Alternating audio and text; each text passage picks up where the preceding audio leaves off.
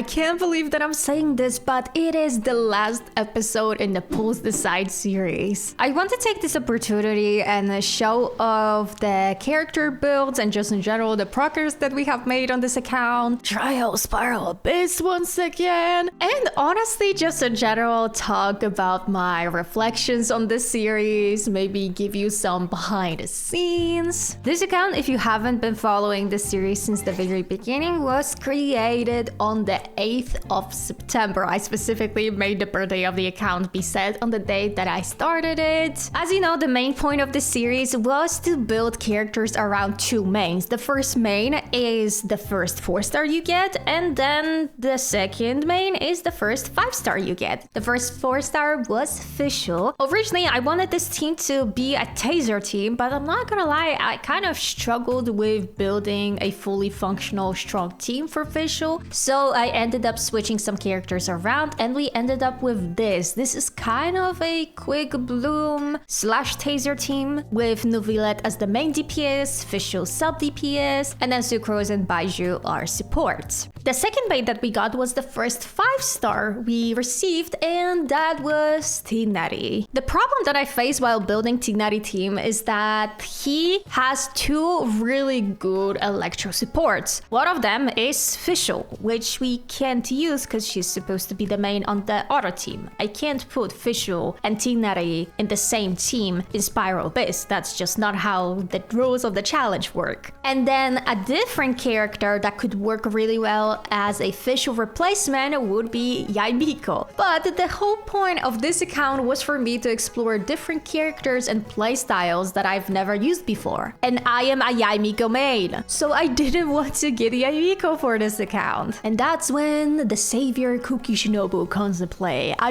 really wanted to have Kuki Shinobu because I actually don't have her on my main account. And that's how I got the Tignari Hyper Bloom idea from. I also decided to pull for Furina on this account because I felt like regardless of which team I'm gonna use her, if it's going to be with Tignari or with Fischl and Neuvillette, she is going to perfectly fit the role of a support / sub DPS. And lastly, the character I decided to add was Kirara so that we can create more dendro particles for Tignari. And now let me show you all of the character builds separately. I actually would recommend you guys to pause the video in the moment that you are interested in, because I am not gonna be going into too many details about each character since I've done separate building videos for every single one of them. All of the choices regarding which weapon, artifact set I decided to use are explained in those videos. And today I really just want to focus on, you know, reflections and talking about things that maybe you didn't know. Like, for example, which characters were the easiest to build, which ones were the hardest. I think one of the hardest characters for me to build was Tignari and Ayato. I was just really unlucky when it comes to their artifacts, especially because with Tignari, if you remember, I originally wanted to go for Deepwood Memories, but ended up strongboxing his artifacts for the Wanderer Troop. And then with Ayato, I just didn't have any luck, to be honest, with his artifacts. On the other hand, the easiest characters that were to build was definitely Fischl and Furina. I just have such good luck in that Golden Troop domain. Truly, till this day, I think that Furina and Fischl are the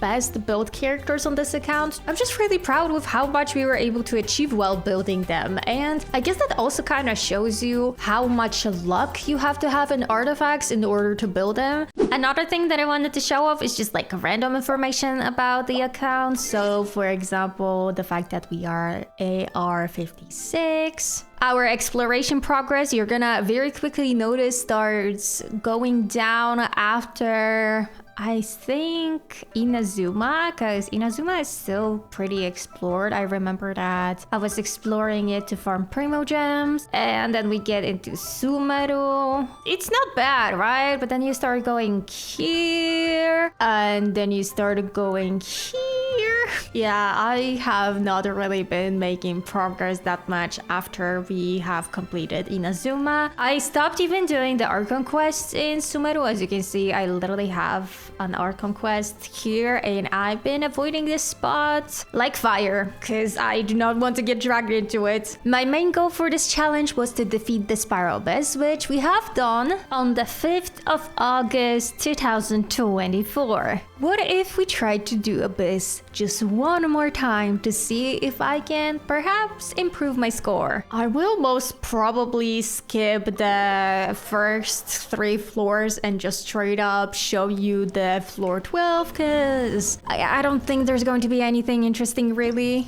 20 minutes later and I'm gonna be entering floor 12 now, but let's see first of all what opponents are we gonna be dealing with. Oh, the Cryo Gunner. You see, I don't know what this one does, so I don't know which team should go where. So far though, it seems as if maybe I should put Nuvi's an official team on the first side. That is the kind of impression I'm getting. I don't have really many hopes. At least I want to say that I've tried. I'm not stressed about it, to be honest. I'm just doing it because I'm like, oh, you know, I kind of want to see if we improved even a little bit. Gotta take down, I think, the Cryo Gunner first because he is so goddamn annoying to me. Oh no, and he put on the shield. I hate when he does that. And I don't have my burst or anything. Okay, Sucrose, can you take... Unless I redo this and I put Tinari's team on this side. See, this is exactly why I don't do Spiral Wisp that much. And I didn't want to set myself a goal for the 36 stars because I just don't care enough to do this. You know, I like being happy, which I feel like Spiral Wisp does not make me happy, and therefore I shouldn't be doing it. No.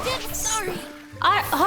He one-shotted me. If that's how it's gonna go, then I'm sorry to say this, I'm out of here. I am already getting triggered. I can't even get rid of his shield because Cookie's electro application is not strong enough. I can't do it with Fischl because her skill is just not up on the field enough. And I'm dead again. I want to say it was nice, but it really wasn't. I also would love to do maybe some reflections when it comes to this series and everything that I've learned. Maybe just talk about what it was like for me to create episodes in this series. So I think we should go back to the very first episode. We are on the Pulls the Side playlist, and oh wow, this brings me back, especially the first couple of thumbnails. I really wanted it to have a specific theme so that you could easily recognize them. That's why they all have this very dark purple tint to them. However, because of how many episodes I was posting at the time, it very quickly started looking very dark on my channel, and I didn't like it because, hold on, maybe I can even show you what it looked like. As you can see before, I had a very colorful and pastel bright color scheme, and then boom, the first episode. Okay, not too bad, it's just one different video, but then the whole theme of my channel became really dark, and I just didn't like it, and that's why I decided to start making videos in slightly lighter tint, like over here. This was the first thumbnail that I decided to just not do a purple background, and it's way more pinkish, and ever since then I just started doing some other colors. And also a little Easter egg from the very first thumbnail is that I actually gave you a spoiler of who we got, because if you pay attention over here, this is literally Fischl's silhouette. It's the splash art when you wish for her. You can literally even see the mouse over here because this is literally a screenshot from my wishing session. And the reason why I'm even saying all of this is because I am very proud of the way my thumbnails look. To be honest, till this day, I think they are really high quality and I'm really proud of them. And so what I wanted to do with you today is just maybe go through some of the most memorable moments in the series and just provide you like a little bit of reactions and commentary. I'm kind of scared to click on the very first video because I still think it's a good beginning of the series, but if you have watched this whole series, you know that I very quickly changed the rules. We will let the polls decide who we will main. Oh, my voice sounds deeper and different. Granted, that is because thanks to the series, I was able to save up some money and I got myself a much better microphone. But I feel like I sound cooler in here. What? First 4-star character we get on the standard banner will be a main on the first team, and then the first 5-star a main on the second team. Seems easy enough, right? But honestly, this is the moment where I should have stopped with the rules. Hold on, maybe I can have better quality so that we can properly see everything. But yes, this should have been the only rule that I have for the series, but because this was the very first time ever that I decided to make a challenge on my own, I really wanted to be super unique, and so I've created a bunch more that I later abolished. And the main goal is to beat the Spiral Abyss. No, not 36 starred. I haven't even done that on my main account. I never... I mean, you just saw me giving up on Spiral Abyss. I was like, nope, I am not having that. I still stand by that. If you are also the type of person that you wanted to do this challenge, but you always give up on different challenges because you feel like, oh, now I need to grind to do 36 stars, you don't. You really don't need to do that. Just, you know, waiting for the stamina to replenish against the wall. This is absolutely normal. Uh-oh, I done goofed, I think. Well, we're back here again. You know what? Some of these jokes are actually funny. Here. Okay, please, come on. I don't want to re-roll. Famous last words. Visual. Honestly, when it comes to visual, I kinda was hoping that I'm gonna get a more interesting character, which I know sounds bad, but the thing is with visual, I already knew that the team that I'm gonna build is just going to be extremely powerful, and I was kind of hoping that, oh, maybe I'm gonna get a character that not a lot of people use. Now I feel like we're bound to watch this video, right? Where we pull our first 5-star. So finally to Dragon Spine, although I'm still hesitant about it without having a pyro character. We also get just a random dude passing by. I love the randomness in these types of games. It's just beautiful. Oh, I remember this edit. Wait, I honestly till this day think that it's hilarious. Oh, he just like jumped to the back. Oop. Moonwalking away from the conversation. It's fine. Like, come on, this is good. Okay, let's see how did our first 5-star pulls go. Can I close my eyes? I can. I'm going to close my eyes. That's not it. Again, I like the editing. 3, 2, the echo effect I like. Oh. I mean... No, that was such a perfect edit. I really want to see it again. Like, you can hear music is going louder and louder, and there's so much tension, and we can't see the character yet. We're so excited. And then the music rapidly stops. 3, 2, 1. Oh, trying to convince myself, oh my god, but that's actually how it was. I was really sad that we didn't win the 50-50, and I was just like, wow, I gotta now pretend to be happy. I spent a while just staring at him and thinking, that is so true. I am actually not kidding here. I needed to stop the recording, and I was just staring at Tignari for a couple of minutes thinking, oh, now I have to rewrite the entire series that I have planned because I wrapped the series around possibly getting Hu Tao. Or actually, fun fact, did I ever tell you guys about it? I don't think so, but I really was thinking, okay, if I lose the 50-50, I really want to get D-Look because I had a plan to build a virgin D-Look. I'm not kidding. I was actually thinking that way, wouldn't that be such a fun and unique idea? Like, virgin D-Look, who does that? Me, I would be the one to do it. But because we got Tignari, I was thinking, oh, well, the